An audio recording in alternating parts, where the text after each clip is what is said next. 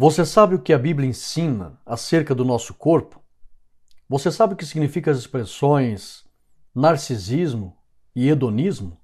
Se você não sabe, vamos aprender agora na EBD.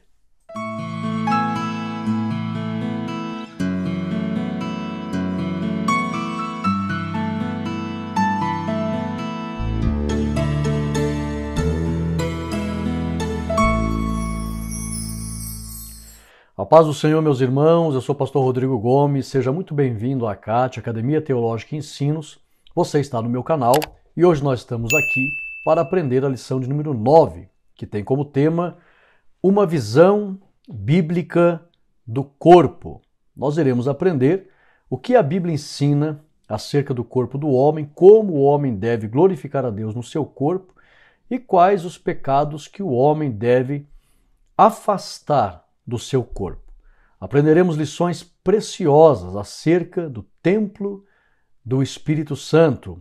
A lição está baseada, no nosso texto áureo, em 1 Coríntios 6, 13, a parte B, que diz assim: mas o corpo não é para a prostituição, senão para o Senhor, e o Senhor para o corpo. Nós temos a nossa verdade prática, que diz: o corpo é o templo do Espírito Santo e, por isso, deve ser conservado em santificação até a volta do Senhor.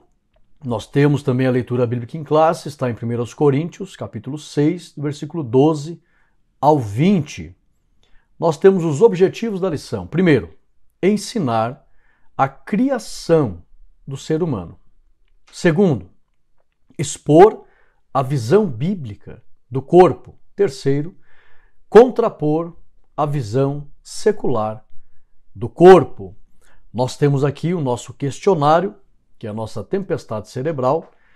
Tem 5 perguntas, os irmãos já devem fazer no início da aula. A primeira pergunta: como a nossa declaração de fé expressa a nossa constituição humana? 2. Como é requerida a irrepreensível conduta do cristão? 3. Como o corpo é identificado na Bíblia?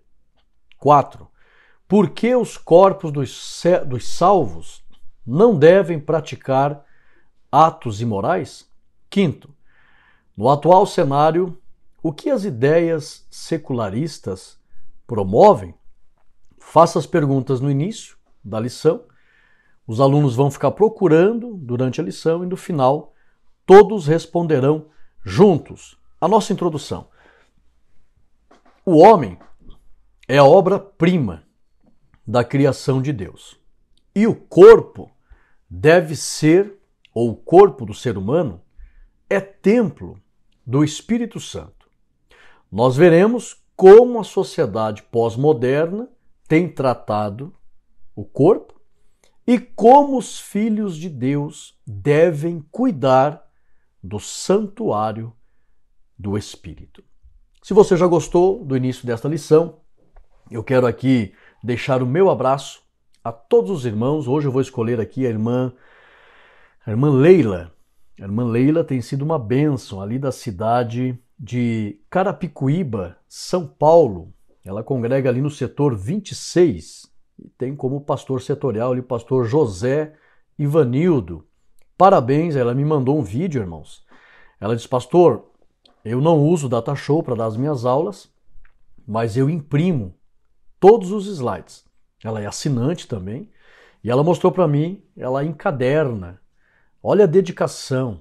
E ela faz, além do investimento que ela fez, que é um investimento que não é alto, né? Aquele que quiser se tornar assinante é R$3 por semana, R$120 por ano, é menos que uma pizza. E esses slides, ela, além de se tornar assinante, ela encaderna. Ela deve pagar numa papelaria a encadernação e ela mostrou para mim ali todas as páginas ali encadernada que ela imprime e ela dá aula com a encadernação dos slides imprimidos. Parabéns, irmã Leila. Tem sido uma referência de dedicação na obra do ensino. Serve de exemplo para todos que amam ensinar a palavra de Deus. E também eu quero aqui, na pessoa do nosso querido irmão, que é proprietário da JN Diversões, ele mora ali na Inglaterra, ali, né? Então o irmão, ele não deixou o nome para mim, entrou em contato comigo, e ele se tornou assinante também. Então, em nome do irmão, que é proprietário da JN Diversões, provavelmente uma empresa, né, de eventos, eu quero aqui mandar um abraço a todos os irmãos que moram fora do Brasil. Nós temos irmãos que já entraram em contato comigo, da Inglaterra, da Itália, da Bélgica, o irmão Francisco lá da Bélgica, que Deus abençoe, os irmãos dos Estados Unidos, da França, de Portugal, da Espanha, do Canadá, da Guiana Francesa, da Argentina, do Paraguai, todos os irmãos que já entraram em contato comigo, que Deus abençoe nossos queridos irmãos, estamos ligados através dos meios de comunicação, como membros do corpo de Cristo, corpo místico do Senhor, estamos ligados pelo vínculo da comunhão pelo Espírito Santo. Forte abraço a todos, na pessoa da irmã Leila, todos os irmãos do Brasil, e na pessoa aí dos irmãos ali da Inglaterra, da JN Diversões, abraçar todos os irmãos de outros países. Meus irmãos, nós temos aqui a nossa primeira parte da lição e no decorrer aqui da lição a gente vai pontuando algumas informações importantes para os irmãos. Primeira parte diz a criação do ser humano. Primeiro tópico, a origem da raça humana. De acordo com a Bíblia, nós temos aqui letra A e letra B. Preste bem atenção, anote aí. De acordo com a Bíblia e nossa declaração de fé, o homem não é resultado de um processo evolutivo, não é, mas sim de um ato criativo e imediato de Deus, conforme Gênesis capítulo 1, versículo 26 e 27. Eu até essa semana, eu dei uma palestra na escola militar aqui da minha cidade sobre Deus e a ciência.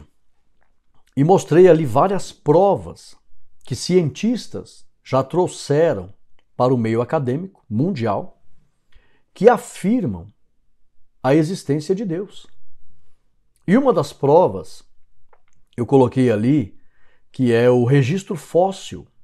Para quem não sabe, a arqueologia e a paleontologia, em relação ao registro fóssil, todos os esqueletos de animais, de ser humano, que foram encontrados no mundo, jamais foi encontrado um esqueleto em processo de evolução, um esqueleto em formação das espécies que foram encontradas. Pelo contrário, sempre foram encontrados esqueletos completos. Todas as espécies que foram encontradas, por exemplo, esqueletos de tartarugas, todos os esqueletos completos, nenhum em evolução. Se os seres humanos e os seres vivos fosse um resultado de evolução, a paleontologia teria encontrado algum esqueleto em processo de evolução. Mas jamais, por meio do registro fóssil, se encontrou na face da Terra um esqueleto evoluindo. E aqui já cai por terra o processo da evolução. Outra prova, inclusive se você deseja essa palestra na tua igreja, nos convide. Ou em algum colégio do Brasil, ofereça. Deus e a ciência. Outra prova é o período da lalação. Já foi provado que uma criança, enquanto ela estiver no período da lalação, que é o período onde a criança não sabe falar, e ela fica lá, lá, lá, lá, lá, lá. Se ela não for ensinada a falar no período da lalação, nunca mais ela falará. Já fizeram pesquisas, experiências com crianças lá na Índia, que se criaram com animais. E depois elas foram achadas e foram socializadas, ou tentaram socializar estas crianças. E depois de adultas elas nunca mais falaram, porque passou o período da lalação. Isso significa que se todos os seres humanos falam, o primeiro falava e ensinou os demais. E confere com a Bíblia, e esse primeiro chama-se Adão. Então aqui no primeiro tópico da lição, a origem da raça humana não é de um processo evolutivo, mas de um ato criativo. Letra B. A palavra Adão significa pó úmido. Os irmãos me perdoem.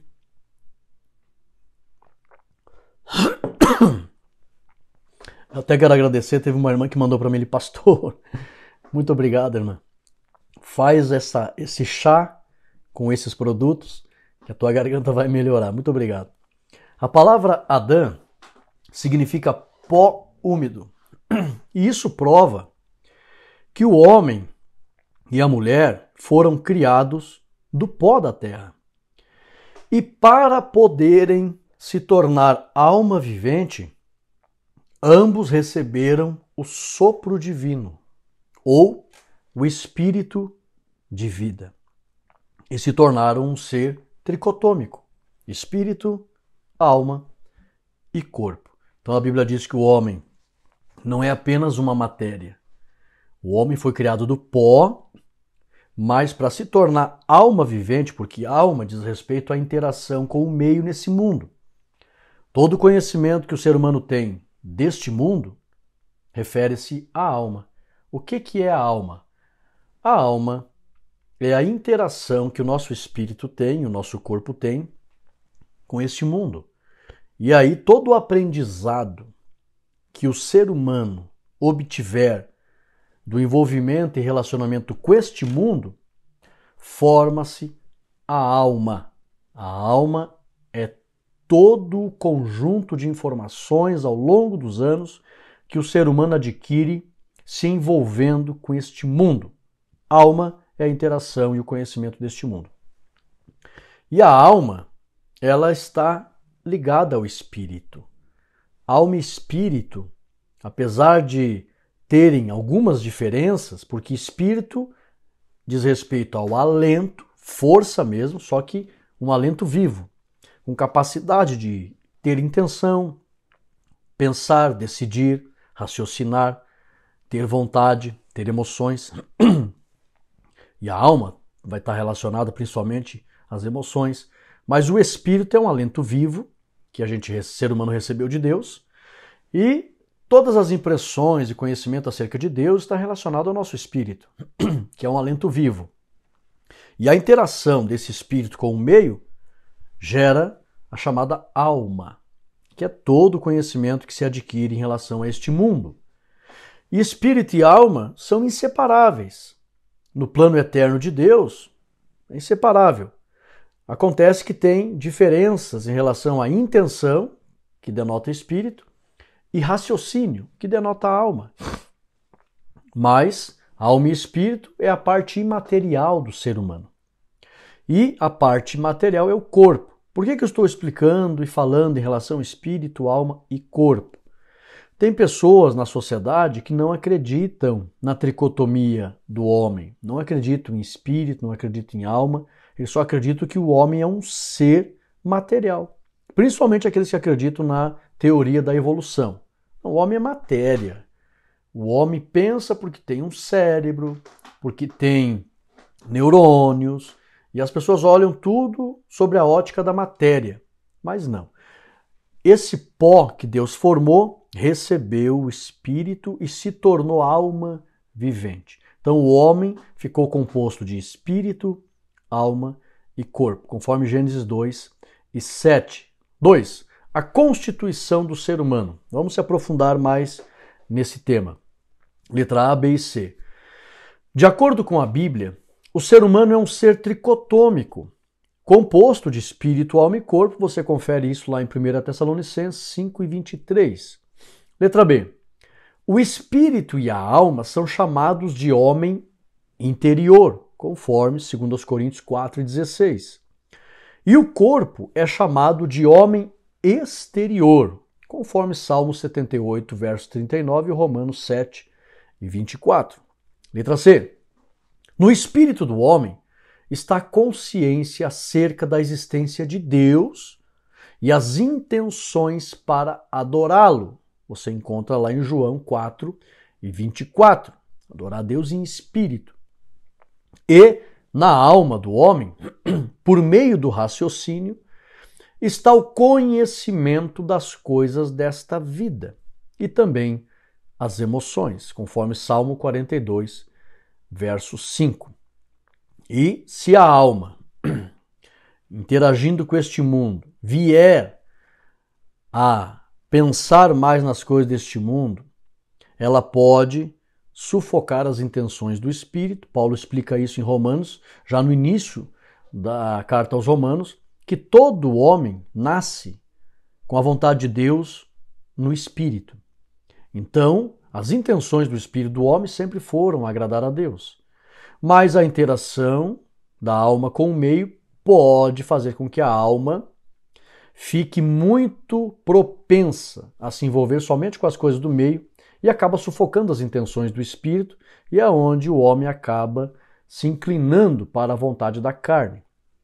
E se a alma estiver renovada com a palavra de Deus, ela acaba ficando em linha com as intenções do espírito, e aí todo o ser consegue disciplinar o corpo a levar o corpo a glorificar a Deus.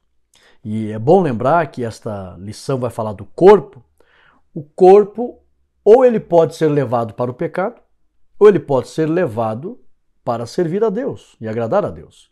Quem conduz o corpo ou para o pecado ou para servir a Deus é o espírito do homem e sua alma. Por isso que é muito importante a alma, os pensamentos, raciocínio momentâneo, estarem meditando na palavra de Deus, para que a alma fique em linha com as intenções do Espírito e agrade o Espírito Santo, que reveste, que recria. E aí faz com que o homem, recria o Espírito do homem, e habita no Espírito do homem, faz com que o homem possa disciplinar o seu corpo e levar o corpo a servir a Deus.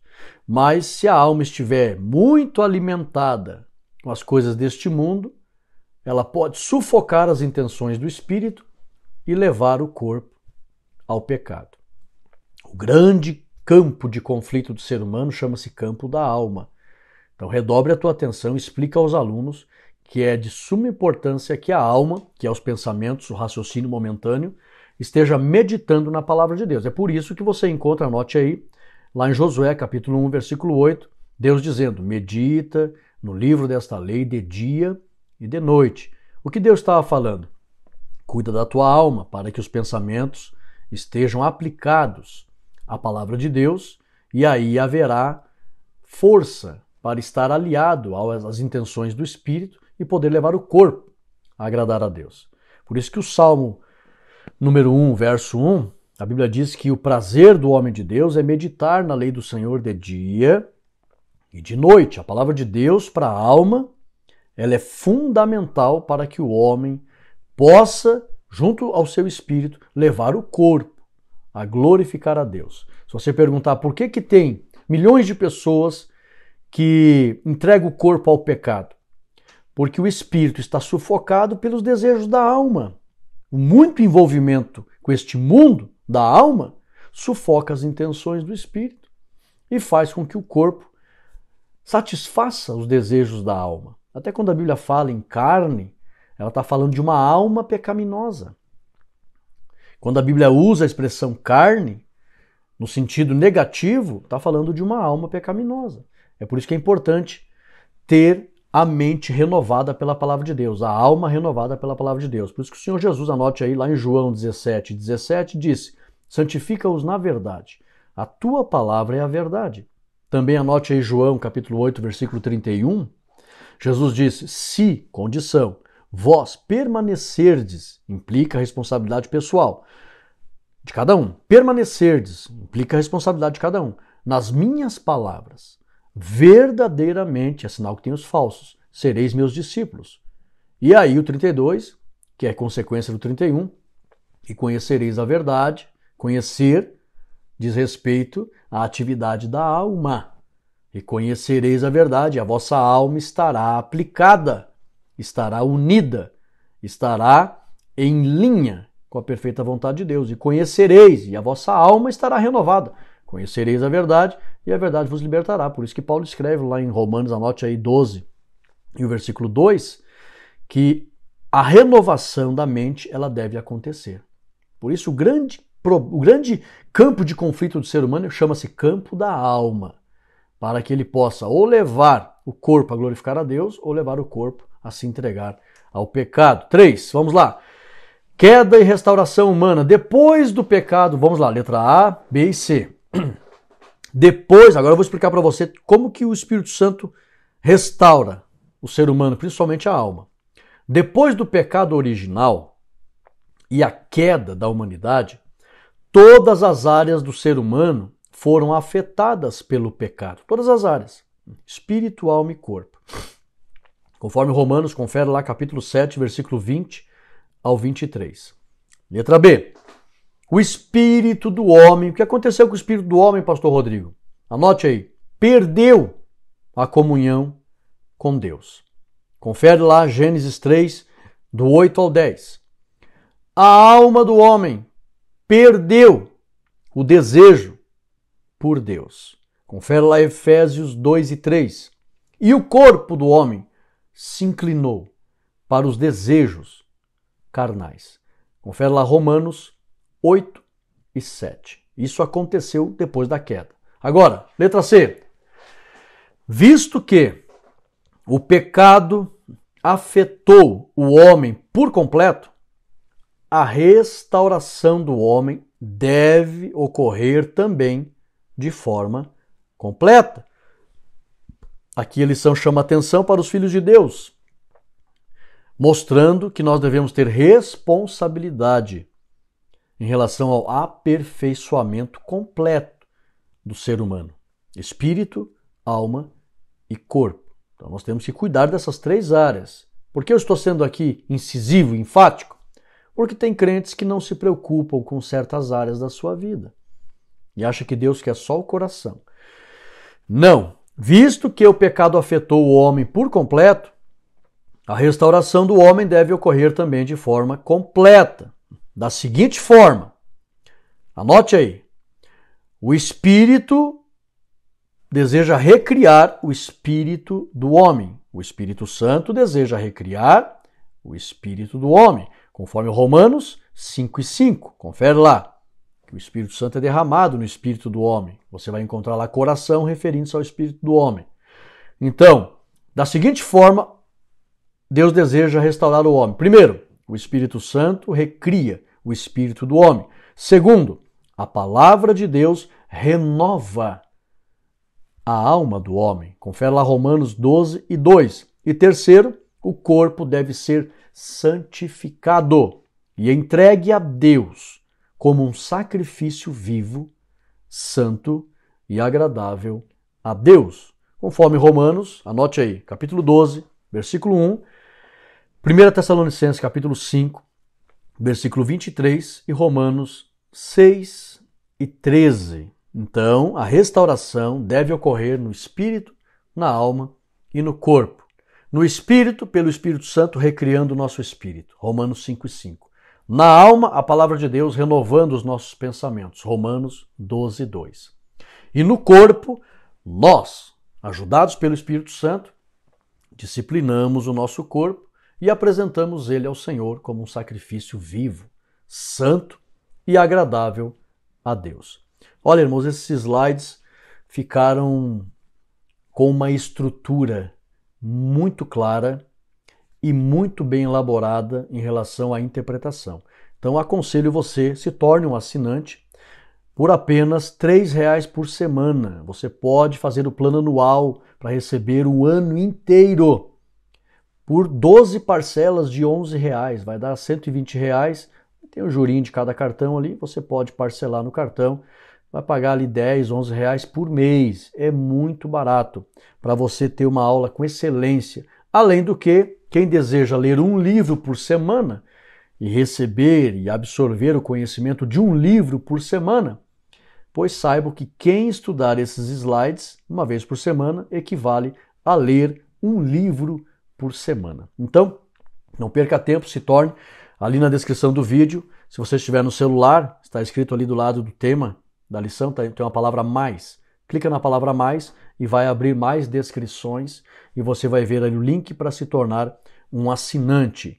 E faça um comentário, você que já é assinante, comente no nosso vídeo ali como tem ajudado as tuas aulas esse material que é preparado com todo o recurso das técnicas que a teologia ensina para interpretação de textos, de acordo com a hermenêutica e exegese, e também os originais, né? E também PNL, Programação Neurolinguística, o que a mente precisa para adquirir e armazenar informação. Vamos para frente, visão geral da primeira parte. Deus criou o ser humano e o constituiu de corpo, alma e espírito. Tá? A lição coloca aqui nesta ordem, não tem problema, mas teologicamente, como Deus olha para o ser humano, a ordem é inversa, tá? É espírito, alma e corpo, conforme 1 Tessalonicenses 5 e 23. Lembrando que você pode fazer parte da comunidade ACAT, que é o grupo do WhatsApp, e eu coloco ali toda semana vários slides dessa lição aqui, não a lição completa. A lição completa, com a explicação de cada tópico, é para os assinantes. Mas eu coloco vários slides da lição ali, visão geral, os objetivos da lição, a dinâmica, o questionário. Eu coloco ali vários slides e também coloco ali banners para você divulgar nos grupos de WhatsApp, Instagram, WhatsApp, para que você divulgue a lição da semana. Então, clica no botão abaixo ali que você vai ver ali na descrição do vídeo para entrar na comunidade da ACAT. Lembrando, quando se fala de interpretação de texto, nós estamos para lançar uma grande mentoria da oratória cristã, a oratória que frutifica. Os irmãos sabem que a oratória é a arte de falar em público. E nós temos dons na Bíblia que faz com que seja desenvolvido esta arte. Tem pessoas que podem aprender a falar em público, mas falar para o povo de Deus precisa sim dos dons do Espírito. Nós vamos lançar uma mentoria com aulas ao vivo. Então, se você deseja participar dessa mentoria, eu estava divulgando há um tempo atrás que era um curso de oratória, mas nós decidimos, porque geralmente o curso, o aluno compra o vídeo e não tem contato com quem está ensinando. E nós decidimos fazer mentoria.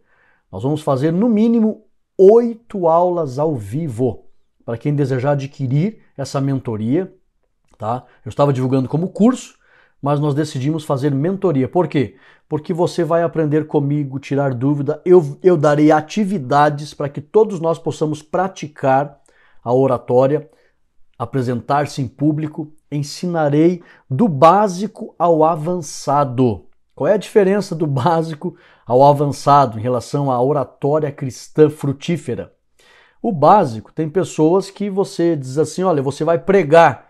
Não, eu preciso de tempo, de dias para me preparar. Então você vai aprender o básico para se preparar. E o avançado te deixa tão preparado que você pode ser pego de uma hora para outra para falar para um público de 1.000, 2.000 pessoas. Né? Por bondade e misericórdia de Deus, eu vou ensinar que temor de Deus é uma coisa. Agora, quando o Espírito Santo nos ensina como se preparar, e ensinarei também nessa mentoria com aulas ao vivo, muito acerca da retórica, que quase não se ensina na internet sobre retórica. Quando você aprende a se preparar, medo de se apresentar em público, nós não podemos ter mais. Você perde o medo. Temor de Deus você nunca vai perder. Agora, medo, existe sim a forma de como se preparar para perder o medo. Sou sincero dizer para os irmãos, pode me convidar agora. Rodrigo, pregador de Gideões não foi. Prega agora. Não tenho medo nenhum, porque eu aprendi como se preparar para esses momentos. Então, mentoria de oratória do básico ao avançado. Principalmente eu vou ensinar como perder o medo. Tá? Vou dar uma dica aqui para vocês. Tá? O foco da tua apresentação não é a tua performance, mas é a necessidade da igreja. Então, quando você tirar o foco da tua performance, você perde o medo. E aí você fica entusiasmado no benefício que você tem para oferecer para quem vai te ouvir. Tá? Então, entra no grupo de espera ali que nós daremos, vamos anunciar a data que nós começaremos essas aulas. São no mínimo 8 aulas, tá? De 2 a 3 horas de aula, para me ensinar do básico ao avançado, a oratória cristã que frutifica, ok? Vamos lá então? Segunda parte da lição, a visão bíblica do corpo. Primeira parte. Lembrando, irmãos, outro dia eu quero agradecer um comentário de uma irmã. Ela disse assim, porque eu dei uma palestra na escola e postei as fotos ali na comunidade do YouTube. E ela disse, poxa, Rodrigo, para quem estava desmaiando, né, ou para quem desmaiou em público pela primeira vez, há esperança para mim, disse ela. E para quem não sabe, a primeira vez que eu fui falar em público, eu desmaiei de vergonha. Então, eu sou uma pessoa que não teria condições nenhuma para falar em público. Mas o Senhor me concedeu algumas dádivas e eu quero compartilhar com os irmãos aquilo que o Senhor Jesus me concedeu. E hoje, por bondade e misericórdia de Deus, nós temos aí falado para as maiores plateias do Brasil. Já tivemos a oportunidade de ministrar nos maiores púlpitos do Brasil. Então tem sido uma bênção, eu quero compartilhar com os irmãos também. Eu não sou que nem o Mar Morto, não, irmãos. Tem pregadores por aí que são igual ao Mar Morto. Só recebe e quer deixar com eles. E vai acabar perdendo a vida. Não, irmãos. Nós temos que repartir. Tá? E todo o conhecimento que Deus tem me dado, eu quero repartir com os irmãos, porque eu quero ver os irmãos frutificando no Brasil e no mundo. Pastor, eu moro fora, nos Estados Unidos e outros países. Posso participar dessa mentoria de oratória frutífera? Deve. Todos, porque pelo meio de comunicação, todos, se quiserem participar, poderão participar. Ok? Pastor, vai ser muito caro? Com certeza não. Você come uma pizza por ano. Come ou não come? Então, com certeza, você vai receber o que há de melhor na oratória por um preço bem acessível. Vamos lá? Letra 2, parte 2, a visão bíblica do corpo. Primeira parte, a parte exterior do homem. Vamos entender algo muito importante aqui. Anote aí, letra A, letra B e letra C. A Bíblia chama o corpo de casa terrestre. Tá? Anote que isso aqui não está na lição. Como é que a Bíblia chama o corpo? Casa terrestre. Onde é que está escrito isso? 2 Coríntios 5:1. Anote aí. O corpo, do grego soma e sarx, tanto é a casa do espírito do homem, como é a casa do espírito de Deus. Confere lá 1 Coríntios 6:19. Então, se alguém perguntar como que a Bíblia chama o corpo, casa terrestre, espírito do homem, ou casa do espírito do homem, e templo do Espírito Santo. Letra B. Além de expressar de forma física e visível a obra-prima da criação de Deus, o corpo é capaz de reproduzir. Agora, redobre a tua atenção. Por isso que eu digo, irmãos, baixe esses slides para você arquivar esses estudos, porque futuramente você vai precisar, viu? Futuramente você vai precisar. Anote aí.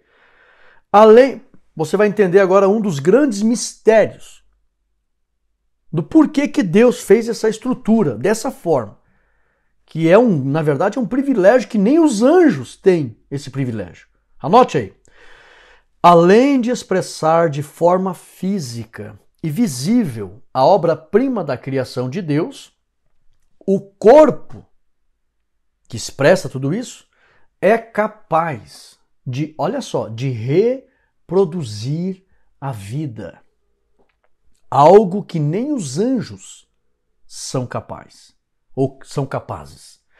Deus fez esse corpo não só para expressar que somos a imagem e semelhança de Deus. Olha, é diferente dos animais, olha, o corpo é diferente dos vegetais, olha, o corpo é diferente dos minerais. Não só por isso, mas, acima de tudo, Deus fez o corpo dessa forma e deu capacidade e condições a esse corpo, que é o único corpo no universo que tem condições de reproduzir a vida. Olha só, irmãos, a vida conforme a imagem e semelhança de Deus. Porque os animais também reproduzem a vida. Mas os animais não são a obra-prima da criação de Deus. É uma criação, mas não é a obra-prima, não é o Getter, como o judeu chama. Não é a coroa da criação. Agora, se alguém falar, por quê? Qual uma das grandes finalidades do corpo? O corpo é um promotor de vida. Os anjos não podem reproduzir a vida, mas o homem com seu corpo pode reproduzir a vida. Bem-aventurado aqueles, hoje já é mais difícil, né? Mas bem-aventurado aqueles que puderam reproduzir aí vários filhos e muitas vidas para o reino de Deus. Porque uma vida, depois de gerada, ela é eterna. Então vou repetir aqui, ó. A parte exterior do homem, além de expressar de forma visível, de forma física e visível, a obra-prima da criação, o corpo é capaz de reproduzir a vida. Algo que nem os anjos são capazes. Conforme Gênesis 1 e 28. Então a finalidade do corpo ela é brilhante, ela é fenomenal. O corpo, a finalidade do corpo ela é extraordinária. Por quê? Porque Deus deu a capacidade a esse corpo de reproduzir a vida. Letra C. Quando a Bíblia fala da carne no sentido negativo, ela expressa uma vida dominada pelo pecado. Mas isso não significa que a carne não tenha valor para Deus, como dizem algumas seitas. Confere lá 1 Coríntios 15 e 53. Então, quando, por má interpretação bíblica, as pessoas veem a Bíblia falando de forma negativa da carne, ela está falando, primeiramente, que existe ali uma alma pecaminosa e essa alma leva a carne a satisfazer os desejos dessa alma pecaminosa. Quando a Bíblia fala de concupiscência da carne, está falando de uma alma que só pensa nos desejos da carne. E aí existe ali uma junção, onde a alma vive só em função dos desejos da carne, sufoca as intenções do seu espírito e vive só em função de satisfazer os desejos da carne. É como uma pessoa que fuma, né? Quero sentir aquele gosto. A alma vive em função disso, que bebe, sabe? Eu quero sentir aquele gosto. Eu quero me prostituir, quero sentir prazer. Então a alma fica em função, daí a Bíblia chama de carne, tá? No sentido negativo, os desejos da carne, os prazeres da carne, a pecaminosidade da carne, a obra da carne. Então está falando de uma alma pecaminosa que leva o corpo a cometer inúmeros pecados contra Deus. Então, a visão bíblica do corpo, a parte exterior do homem. 2. Templo do Espírito Santo.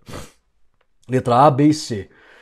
O homem foi feito, para quem não sabe, para ser morada de Deus em espírito. Confere lá 1 Coríntios 6 e 19 e Efésios 2 e 22. Depois da queda, para quem não sabe, irmãos, quando Deus fez ali, formou, a palavra ali, formou, ela envolve ação mecânica. Por isso que nós acreditamos que com as mãos de Deus ele foi formado. Envolve uma ação mecânica mesmo. Teve um aluno que perguntou, pastor, como que Deus, sendo espírito, ele usou uma ação mecânica? Se espírito é impalpável. Eu disse, não podemos esquecer que Deus tem todo o poder para se transformar e ter a forma que quiser. Ele é espírito, mas ele pode se personificar em algo palpável, ter mãos, ter corpo, segurar, tocar e ser tocado, inclusive. Então ele é todo poderoso. Ele é um espírito todo poderoso que pode tomar a forma que bem quiser. E ele formou o barro. Mas quando ele formou o barro, preste bem atenção, ele sopra o espírito no homem, o homem, além de receber o seu espírito, Adão foi cheio do Espírito Santo. Rodrigo, a Bíblia não diz isso. Quando a Bíblia diz que o homem é templo do Espírito Santo, a Bíblia está explicando que ele foi criado para ser templo do Espírito Santo e o Espírito Santo morava, habitava plenamente no homem. É tanto que, vou mostrar mais à frente, o próprio Deus disse. Até vou mostrar aqui já agora, anote aí. Por que eu estou explicando isso? Porque o primeiro homem a ser criado foi cheio do Espírito Santo. O homem foi feito para ser templo do Espírito Santo. Com a queda, o Espírito Santo se retira. Anote aí. Depois da queda, o Espírito Santo deixou de habitar plenamente no homem. conforme Gênesis 6 e 3. Ali em Gênesis 6 e 3, a Bíblia diz: o meu espírito não habitará para sempre no homem. É sinal de que habitava, morava. Lamentavelmente, o homem perdeu isso. Depois da queda, o Espírito Santo deixou de habitar plenamente no homem, conforme Gênesis 6 e 3. E só voltou depois que Cristo justificou a carne e restaurou a comunhão do homem com Deus. Confere lá, você vai entender por que Jesus disse: eu tenho que ir, senão ele não pode descer. Em outras palavras, era como se Jesus dissesse assim: eu vou dar a prova universal que a carne recuperou a comunhão com Deus e um homem vai entrar no céu. Quando Jesus entrou no céu, ele deu a prova universal. A carne recuperou a comunhão com Deus. Aí o Espírito Santo. É como se ele pensasse assim: opa, vou voltar a habitar com o homem. Ele recuperou. Por isso que a palavra religião quer dizer religar. Jesus religa. Então, o primeiro Adão derruba, faz o Espírito Santo se afastar. Mas Jesus, o último Adão, ele recupera essa comunhão com Deus e faz o Espírito Santo retornar. É por isso que o Espírito Santo voltou a habitar no templo que foi criado para ele. Confere lá Atos 2 e 4, que o Espírito Santo, todos foram cheios. E o Espírito Santo veio para ficar. Letra C. Visto que somos morada de Deus em espírito, não devemos entristecê-lo, mas antes glorificá-lo nos membros do nosso corpo. Confere lá 1 Coríntios 6 e 20 e também Efésios 4 e 30. Então, templo do Espírito Santo. Deus fez Adão, encheu do Espírito, o homem caiu. Deus não vai mais, o Espírito Santo não vai mais ficar permanentemente com o homem, tirou. Confere lá Gênesis 6 e 3. Jesus vem, restaura a comunhão, aí o Espírito Santo volta novamente e hoje nós temos aí a habitação plena do Espírito permanentemente. Porque, não se engane, irmãos, cada vez que o Espírito Santo usava pessoas no Antigo Testamento, era uma ação momentânea. Usava e não permanecia. O próprio Jesus disse: o Pai, se referindo ao que o Pai faria no Novo Testamento, o Pai não dá o Espírito por medida, como era no Antigo Testamento. Só uma medida. E era momentâneo ainda. O Espírito Santo, as pessoas entristeciam e saía. Não voltava. Aconteceu com Sansão, lembra? E não sabia ele que o Espírito não estava mais nele. Então, depois que Jesus recupera a comunhão, entra no céu, dá a prova universal, o Espírito Santo desce para morar, né? Como diz aquele hino do casal aqui de Santa Catarina. Mas volta logo Jesus. Agora me fugiu agora. Eu sei que eles falam, né? Tô com saudade de casa.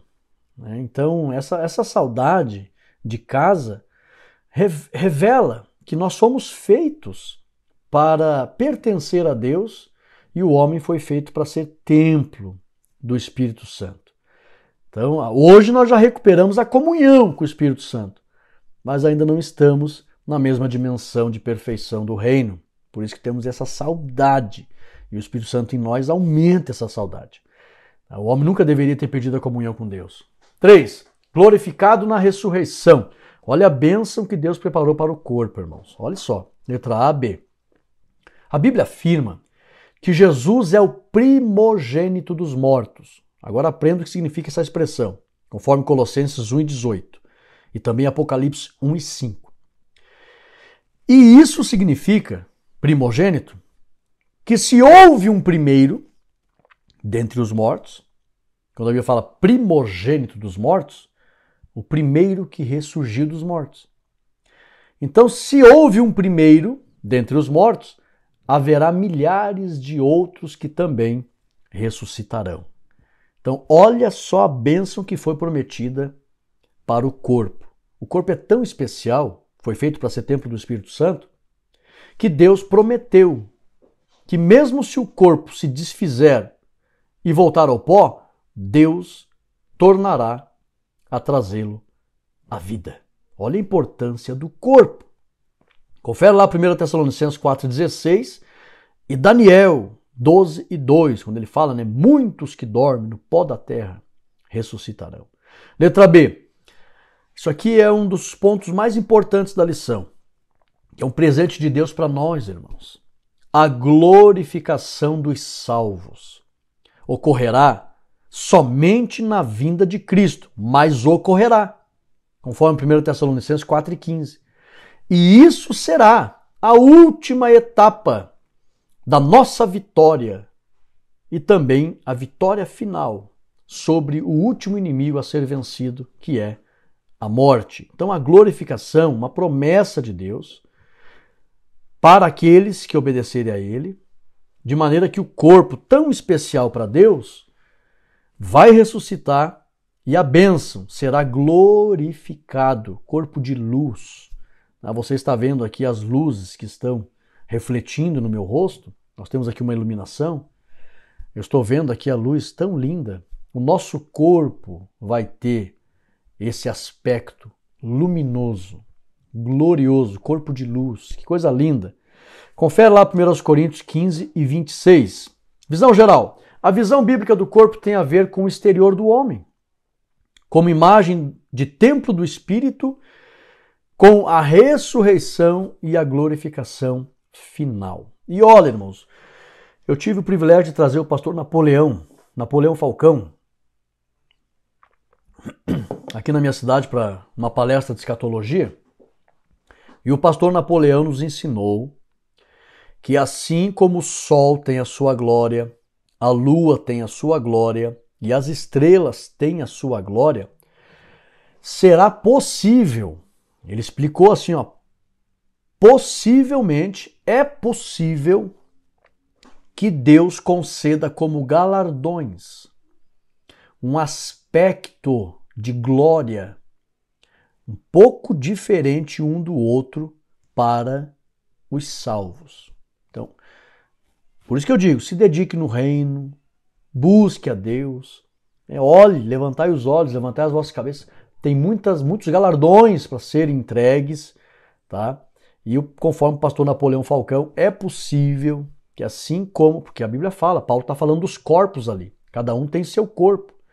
Um é a glória do sol, outro é a glória da lua, outro é a glória das estrelas, e poderá ser possível que alguns aspectos de glorificação dos filhos de Deus possa ter um pouco de distinção, tá?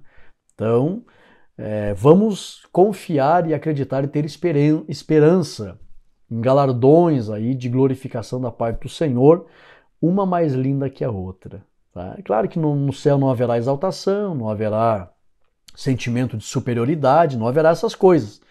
Mas, possivelmente, tá? Ninguém pode dizer, não, isso vai ser impossível. Não, é possível que haja uma certa distinção nessa glorificação. E eu concordo com o pastor Napoleão Falcão. Vamos para frente, terceira parte. A visão secular do corpo. Vamos ver como é que o mundo, né, tem tratado do corpo. Hedonismo e narcisismo. Letra A, B e C.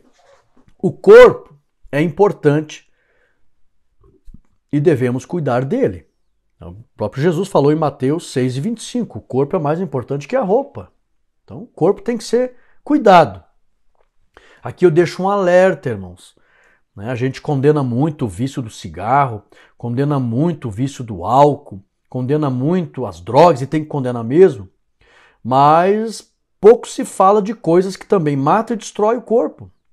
Tem que ter um certo cuidado, né, com alguns tipos de comida, com a questão do comodismo, sedentarismo.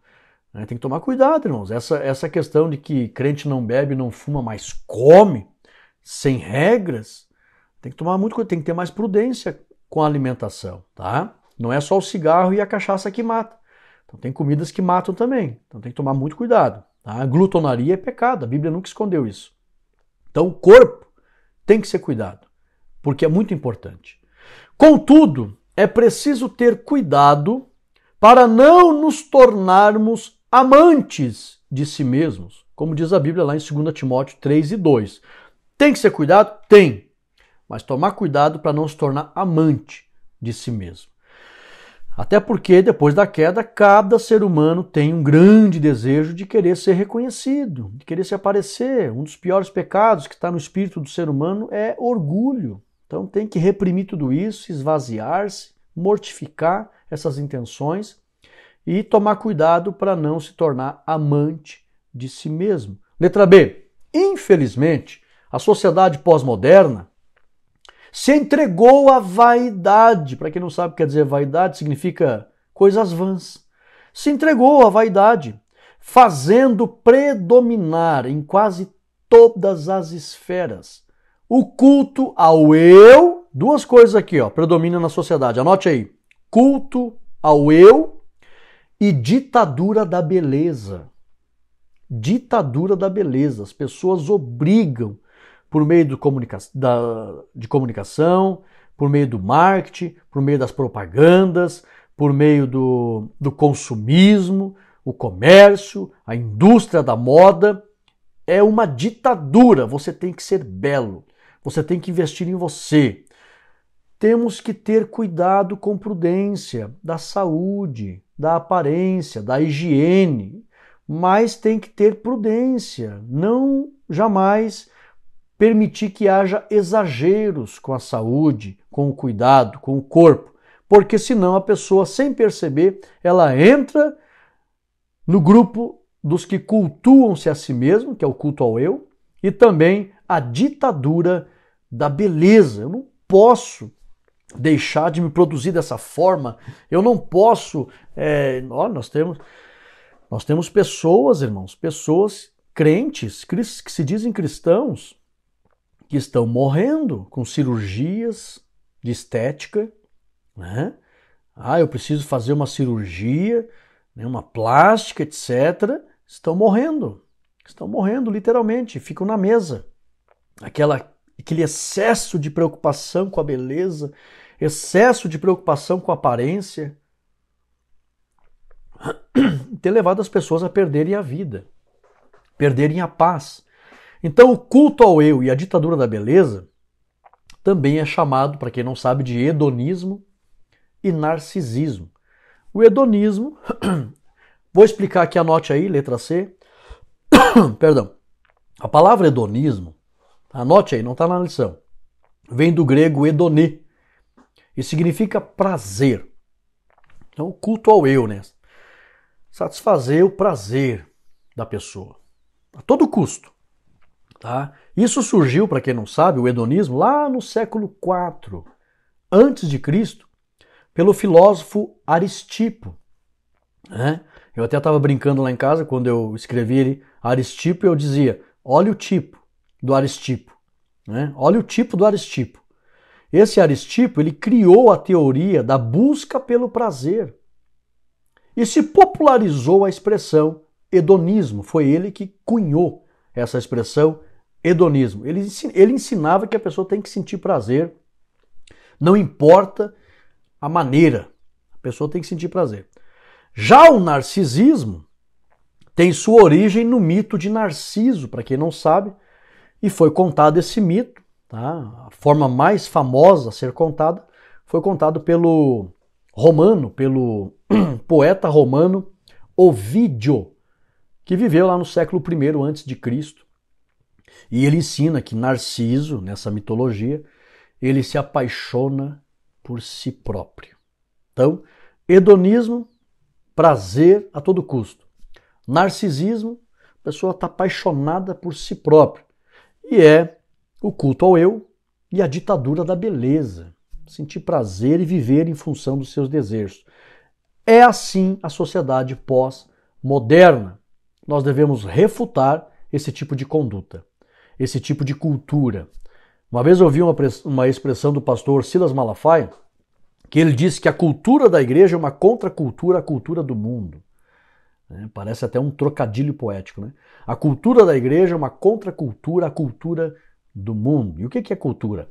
Coletividade de hábitos. Então os nossos hábitos com os nossos corpos devem ser diferentes do mundo. Vamos lá. 2. Erotização e libertinagem. Letra A e letra B.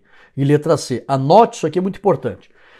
Visto que Deus criou o sentimento de prazer sexual, não foi o diabo. Eu vi uma palestra do pastor Silas Malafaia, ele disse, não pense que o desejo de sentir prazer sexual foi o diabo que criou, como se Deus estivesse fazendo o ser humano, e quando chegasse nos hormônios de prazer, nos órgãos genitais, isso aqui eu não vou mexer, Satanás, venha cá e faça você. Não foi o diabo que fez, foi Deus. Visto que Deus criou o sentimento de prazer sexual, o ser humano deseja se relacionar sexualmente, conforme Gênesis 1:28. A questão é isso aqui, anote aí. Não há problema na relação sexual desde que seja debaixo da bênção do matrimônio entre esposo e esposa. Não tem problema nenhum sentir desejo e satisfazer esse desejo, desde que seja debaixo da bênção do matrimônio, conforme Gênesis 2:24. Letra B. Infelizmente, a maioria das pessoas não temem a Deus, não temem. E deturpam a prática do sexo com o quê? Anote aí. Com a fornicação, com a pornografia, a prostituição e os adultérios. Confere lá Hebreus 13:4. Letra C. Os filhos de Deus precisam tomar cuidado, anote isso, com a exposição das partes íntimas do corpo. Conforme 1 Tessalonicenses 4:3-5, Paulo foi claro. Olha, Deus não nos chamou para a prostituição. Cada um de vós saiba possuir o vosso corpo em santificação, em honra. Tem alguns textos originais antigos que esses textos até falam de usem roupas largas e compridas para não expor. Paulo diz assim, não tenha o vosso corpo como o gentio que não conhece a Deus, que usa-o com desejo de sensualidade, expondo as partes íntimas do corpo. Então tem que tomar muito cuidado com sensualidade. Os filhos de Deus precisam tomar cuidado com a exposição das partes íntimas do corpo, conforme 1 Tessalonicenses 4:3-5. Pois através da lascívia, que é a sensualidade exposta pelo corpo, eu costumo dizer que tem pessoas por aí que são manequins de Satanás. A lascívia, pois através da lascívia, que é a sensualidade do corpo, e das roupas manchadas da carne, que pouco se ensina sobre isso. Existem roupas manchadas da carne, pastor Rodrigo, existe. Confere lá Judas 1:23, que a Bíblia diz que nós temos que aborrecer essas roupas. Através da lascívia e das roupas manchadas da carne, se manifestam duas coisas, ou três. Primeiro, a concupiscência ou o desejo da carne. Segundo, a concupiscência dos olhos, ou os desejos dos olhos. Terceiro, e toda sorte de pecados envolvendo o corpo. Perdão. Confere lá 1 João 2:16 e também Mateus 5:28-29. Confere lá. Vou repetir. Os filhos de Deus precisam tomar cuidado com a exposição das partes íntimas do corpo. Confere lá 1 Tessalonicenses 4:3-5.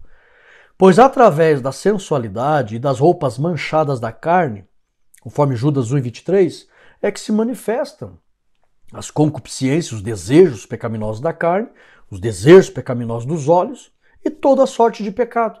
Começa por aí. Confere lá 1 João 2:16 e Mateus 5:28. 3. Liberdade e autonomia. Letra A, B e C. O livre-arbítrio nos foi dado para servirmos a Deus voluntariamente e com prazer. Se alguém perguntar por que o homem recebeu livre-arbítrio, apesar de que essa palavra expressa livre-arbítrio, você não vai encontrar na Bíblia. Mas nós vemos na Bíblia o homem tendo poder de decisão. O próprio Deus coloca o homem em situações de maneira que ele vai usar esse poder de decisão. Eu vos coloco hoje 2 caminhos. Olhai para o qual quereis seguir, disse Deus. Para o povo lá no deserto. Olha, não andai nem pela esquerda, nem pela direita, dando a possibilidade do homem escolher um desses caminhos. Olha, entrai pela porta estreita, porque larga... Então Deus sempre mostra ao homem que ele tem condições de escolher, de decidir. Tá? Então, Deus concedeu. Agora, por que Deus concedeu? Para que o homem sirva a Deus voluntariamente, com prazer. Confere lá João 4, 23 e 24, que aparece ali. Pai procura adoradores que o adorem em espírito, voluntariamente e em verdade. Dê prova disso. Porém, jamais devemos usar a liberdade de escolha para contrariar a vontade de Deus. E é o que o ser humano sem Deus, que não teme a Deus, está fazendo. Recebe o livre-arbítrio para servir a Deus voluntariamente e usa essa liberdade para contrariar a vontade de Deus. Confere lá em Eclesiastes, vai ter uma consequência, viu? O homem pode usar o livre-arbítrio para contrariar. O homem é livre, mas haverá uma consequência. Confere Eclesiastes 12, 14. Letra B. Adeptos ou os adeptos do existencialismo ateu afirmam que o corpo deve usufruir, ou afirmam que o homem deve usufruir do corpo de forma livre e incondicional. Infelizmente, isso é o que pensam os ímpios, né? Infelizmente, eu já ensinei aqui que a palavra ímpio significa aquele que não teme a Deus. Não teme a Deus é ímpio. Então, infelizmente, os que assim vivem acabarão destruindo o templo do Espírito Santo. E quem assim o fizer, Deus o destruirá. Está na Bíblia. Confere lá 1 Coríntios 3 e 17. Letra C. Que todos glorifiquem a Deus em seus corpos, pois Deus julgará todas as obras realizadas por meio do corpo. Confere lá 2 Coríntios capítulo 5 e versículo 10. Então que todos glorifiquem, mas se não glorificar, Deus julgará todos por meio das obras que forem feitas através do corpo. Lembrando que, se você já ouviu essa frase, eu já ouvi, pessoas dizendo, quando sairmos dessa terra ou desta vida, daqui não levaremos nada. Isso não é bíblico. Na verdade, a Bíblia fala que existe alguma coisa assim, muitas na verdade, que o homem leva depois que sai da terra. Eu não vou falar o versículo, quero que você pesquise. De preferência, como eu faço para os meus alunos, se você quiser estudar teologia comigo, ao vivo, o curso básico e médio, entre em contato comigo. Eu sempre dou tarefa para os meus alunos e eu proíbo de pesquisar na internet, porque os crentes estão perdendo o hábito de ler a Bíblia. Então, pesquise na Bíblia onde é que está escrito esse versículo, que o homem, quando sair dessa terra, as suas obras o acompanham. Onde é que está na Bíblia? Que as obras do homem os acompanham. Né? Então ele leva alguma coisa, as suas obras. Né? Vamos lá, visão geral. O hedonismo, o narcisismo e a erotização e a libertinagem fazem parte de uma visão secular pecaminosa do corpo. E a conclusão, todos que honrarem a Deus, anote isso, todos que honrarem a Deus com seus corpos receberão a bênção da glorificação. Olha que maravilha, irmãos. Teu corpo glorificado, um corpo de luz semelhante ao do Senhor Jesus, que brilha como o sol, imagina. Né? A Bíblia fala que assim como ele é, nós também seremos semelhante a ele. E João viu, brilha mais que a luz do sol. Então receberão a bênção da glorificação e verão o corpo de carne, olha só, verão o corpo de carne se transformar em corpo de glória no dia da ressurreição. Ô promessa abençoada, né, irmãos? Eu costumo dizer que a dor é um aluguelzinho que a gente paga para morar nesse corpo, todo mundo tem um tipo de dor, né? Mas depois, quando vier a glorificação, não haverá mais dor. E o corpo será ainda um corpo de luz. Olha que promessa maravilhosa.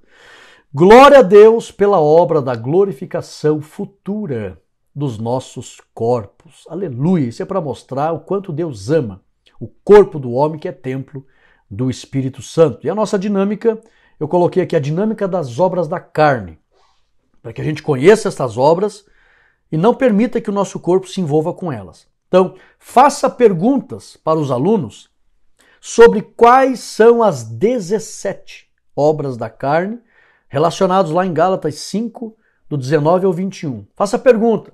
Quem aqui pode me dizer uma obra da carne conforme as 17 obras que estão listadas em Gálatas 5, do 19 ao 21? À medida que os alunos forem acertando, respondendo e acertando, vá premiando eles. Com bala ou com bis, tá? Dessa forma, todos aprenderão quais são as obras que não devem ser praticadas através do corpo.